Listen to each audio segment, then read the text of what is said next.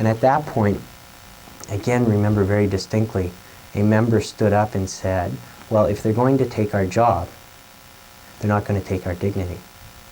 And with that, they decided that they were going to go on strike.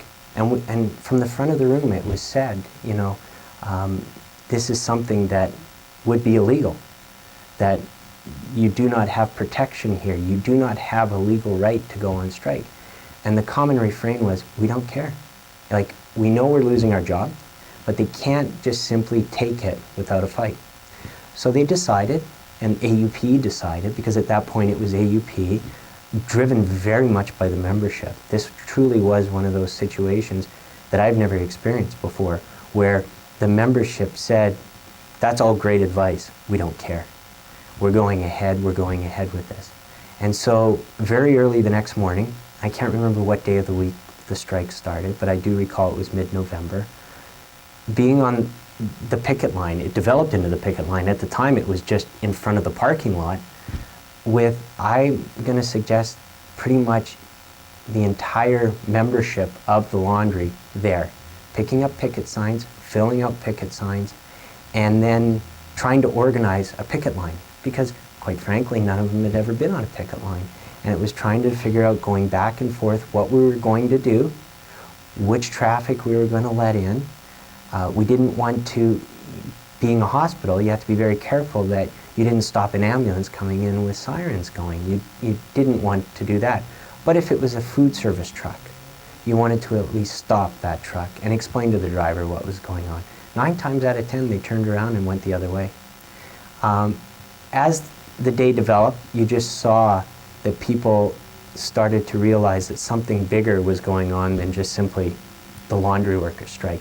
I know from going over a couple times to the CUPE line that the same thing was going on over there, but certainly I can speak for the AUP line. It was very strong from the get-go. You also had a number of unions within the hospital, within the foothills, UNA and Health Sciences, coming out, trying to find out what was going on, because bearing in mind this had happened the night before. There wasn't an awful lot of opportunity to coordinate something, but you certainly had the laundry workers, the AUP members, on that picket line.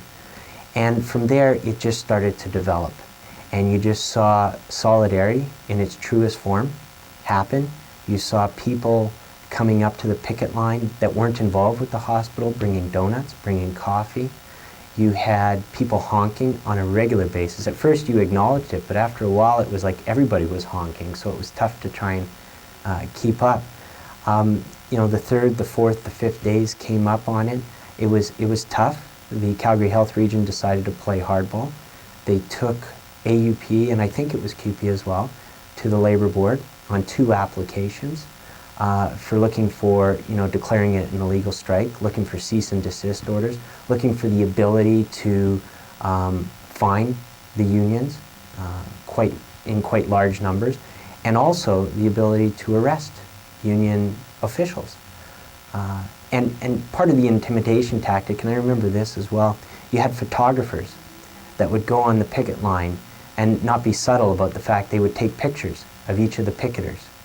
And wouldn't you know it, those picketers' pictures would then show up at the Labour Board hearing. And the Labour Board hearings would happen at 11 o'clock at night, and it was just very, at times, strange what was going on when you knew, you know, that you had a membership that had decided they had absolutely nothing to lose and everything to gain by engaging in what they could only do, and that was withdraw their services. And, you know, the Calgary Health Region got their cease and desist. They got anything they asked for from the board, because there wasn't a lot that you could say in response to it. You know, they were looking for a declaration it was a legal strike. Yeah, it was an illegal strike, and there's no question about it. But, you know, in terms of trying to explain that to the board isn't interested in the underlying rationale, the underlying philosophy, the underlying unfairness of it all. They didn't care. They just had the law. They were abiding by the law.